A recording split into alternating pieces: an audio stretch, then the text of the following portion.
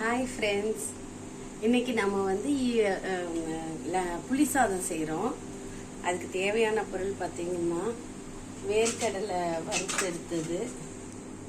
வறுத்தெடுத்த வேர்க்கடலை, மிளகா வத்தல், கருவேப்பிலை, அப்புறம் கடுகு, உளுந்தம்பருப்பு, மஞ்சப்பொடி, இதெல்லாம் தேவையான பொருட்கள். அப்புறம் பொடி கொஞ்சம் போடுவேன், நான் காட்டுறேன் செய்யச்சில். ஃபஸ்ட்டு நல்லெண்ணெய் ஊற்றிக்கலாம்.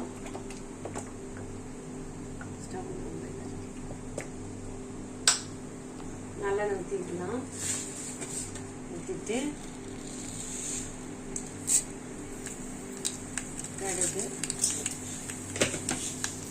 கடுகு பொரிஞ்சதுக்கப்புறம்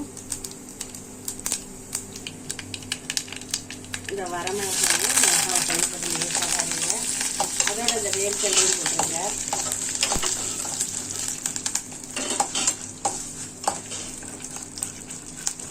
சிம்மில் வச்சுக்கோங்க. சிம்மில் வச்சுட்டு மஞ்சத்தூள், இது வந்து நம்ம வீட்டில் திரிக்கிற சாம்பார் பொடி, சும்மா கொஞ்சமாக, அது காலி ஆயிடுச்சு, கொஞ்சமாக ஒரு ஃப்ளேவருக்காக.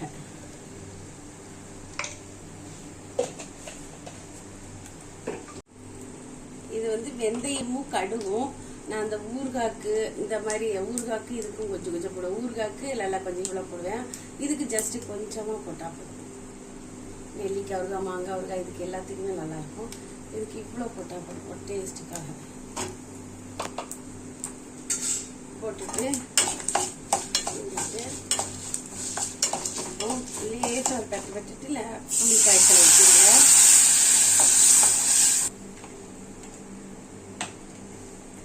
இப்போ நல்லெண்ணெய் கூட கொஞ்சம் ஊற்றிடுங்க. இப்படியே இது ஹையில் வச்சு கொஞ்சம் கொதிக்க விடுங்க.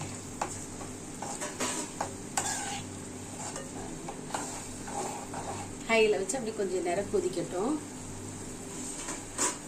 சால்ட் போடணும். சால்ட் போட்டுக்கலாம். நீங்கள் கல்லுப்பு வேணா கல்லுப்பு போட்டுக்கலாம்.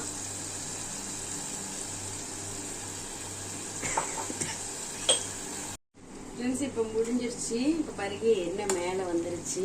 இதில் நான் ஒன்று மறந்துட்டேன், பெருங்காயத்தூள் மறந்துட்டேன். அப்புறம் நான் போட்டுட்டேன் பெருங்காயத்தூள்.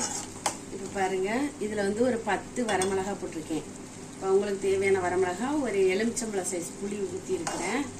வேர்க்கடலை ஒரு அளவு எடுத்துருக்கேன். கடுகு, வெந்தயம் திரிச்சு கொஞ்சம் போட்டிருக்கிறேன், ஒரு 1/4 ஸ்பூனு. அப்புறம் நம்ம வீட்டில் திரிச்ச சாம்பார் பொடி கொஞ்சமாக ஃப்ளேவருக்காக, மஞ்சப்பொடி. நல்ல எண்ணெய் மேலே வந்துருச்சு பாருங்க.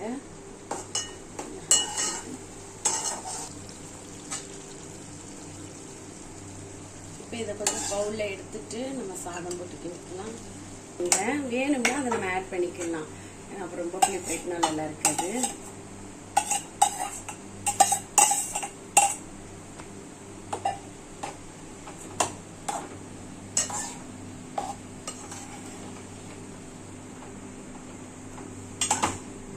சேர்க்கைச்சில் கொஞ்சம் உப்பு வேணும்னா கூட ஆட் பண்ணிக்கலாம். ஆனால் சிலவங்களுக்கு உப்பு கம்மியாக தெரியும்.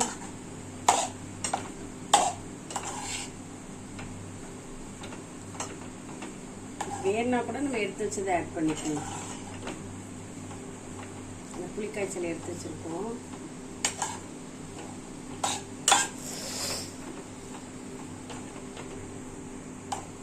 அந்த மிச்சம் இருக்க புளிக்காய்ச்சல் இனிமே போட்டுட்டேன். எல்லாம் ரொம்ப கம்மியாக தெரிஞ்சிச்சு.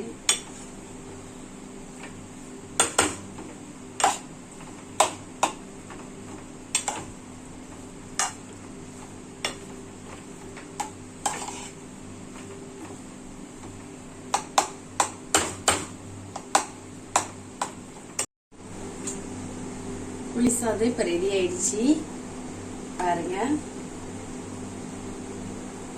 ஆயிடுச்சு. இதை நம்ம சாப்பிடச்சில இதில் ஒரு மூடி போட்டு மூடிட்டு நம்ம சாப்பிடச்சில சூடாக எடுத்து பரிமாறிக்கலாம். இதை இதிலே வச்சு நான் மூடி வச்சிடுவேன். சூடாக அப்படி பரிமாறிக்கலாம்ல. அது மாதிரி இன்னைக்கு ஃபினிஷ்டு சமையல், ஃபினிஷ்டு புளி சாதம். Bye friends.